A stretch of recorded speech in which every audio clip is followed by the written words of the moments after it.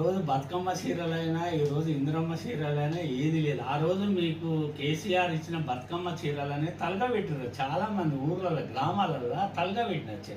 సరే తలగబెట్టొద్దు అనుకోండి, సరే దేనికో, కానీ అట్లా అంటే వాళ్ళకున్న ఆవేశం అది.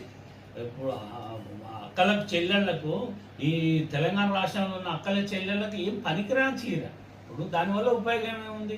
మన ఆ చీరలు టీఆర్ఎస్ గవర్నమెంట్లో ఆ చీరలని ఎక్కడో వేరే రాష్ట్రాలలో చేపించి ఈ తెలంగాణ రాష్ట్రంలో ఉన్న నేతన్నలకు అన్యాయం చేసింది.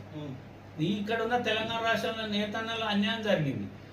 అది ఇచ్చినారు. అవి కూడా ఏ మాత్రం కూడా బాగలేదు. ఇప్పుడు ఇస్తామన్న ఇందిరమ్మ చీరలు ఇంతవరకు ఎల్లుండి 30 తారీఖు 29 తారీఖు బతుకమ్మ ఇంతవరకు పంచలేదు. మరి ఆయన 2 ఇస్తా అంటాడు, 1 గతి లేదు కానీ 2 అని చెప్పింది. ఇంతవరకు ఆ 2 లేదు, 1 లేదు, ఏది లేదు.